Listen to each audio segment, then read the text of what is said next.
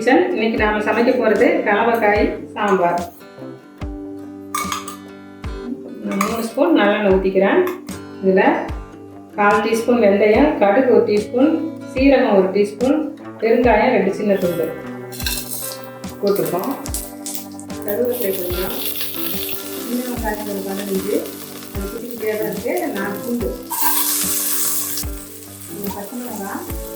இது வாசனை நல்லாயிருக்கும் சாம்பாருக்கு. தக்காளி போட்டுக்கலாம். ஒரு 2 தக்காளி கட் பண்ணி வச்சுருக்கேன், அதை போட்டுக்கலாம். தக்காளி வேகிறதுக்காக கரைச்சி வச்சுருக்கிறத போட்டுக்கலாம். தக்காளி மசியணும், அதுக்கு பிறகு நம்ம காய்களை போட்டுக்கலாம். தக்காளி மசிஞ்சிருச்சு. இப்போ நம்ம காய்களை போட்டுக்கலாம். நான் ஒரு 5 வகையான காய் போட்டிருக்கேன். கத்திரிக்காய், முருங்கைக்காய், முள்ளங்கி, கொத்தவரங்காய், கேரட்டு. நீங்கள் சாம்பார் போடக்கூடிய காய்கள் எது இருந்தாலும் உங்கள் கூட இன்னும் சேர்த்து கூட போட்டுக்கலாம். சாம்பார் தூள் ஒரு 3 ஸ்பூன் போட்டுக்கிறேன். உப்பு தேவையான அளவு போட்டுக்கோங்க. ஒரு பெரிய நெல்லிக்காய் அளவு புளி கரைச்சி வச்சுருக்கிறேன், அதை ஊற்றிக்கலாம். தேவையான அளவு தண்ணி, காய் வேகத்துக்கு தேவையான அளவு தண்ணி ஊற்றிக்கலாம்.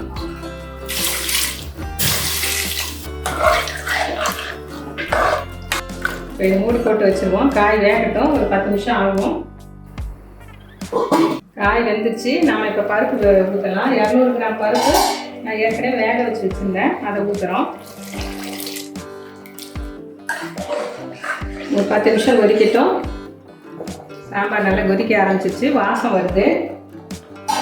நம்ம இதில் கொத்தமல்லி தழை தூவி ஸ்டவ் ஆஃப் பண்ணிடலாம். கொத்தமல்லி தழை போட்டால் இன்னும் நல்லா வாசமாக இருக்கும், டேஸ்ட்டும் நல்லாயிருக்கும். அவ்வளோதான், சுவையான சாம்பார் ரெடி. இது தோசை, இட்லி, சாப்பாடு எல்லாத்துக்குமே யூஸ் பண்ணிக்கலாம். உப்புமாவுக்கும் யூஸ் பண்ணிக்கலாம். எல்லா காய்களும் போட்டுருக்கிறனால சத்தும் இருக்குது அதில், அதுக்கான டேஸ்ட்டும் கிடைக்கும். ஏதோ ஒரு காய் மட்டும் போட்டோம்னா அந்த ஒரு டேஸ்ட்டு மட்டும்தான் இருக்கும்.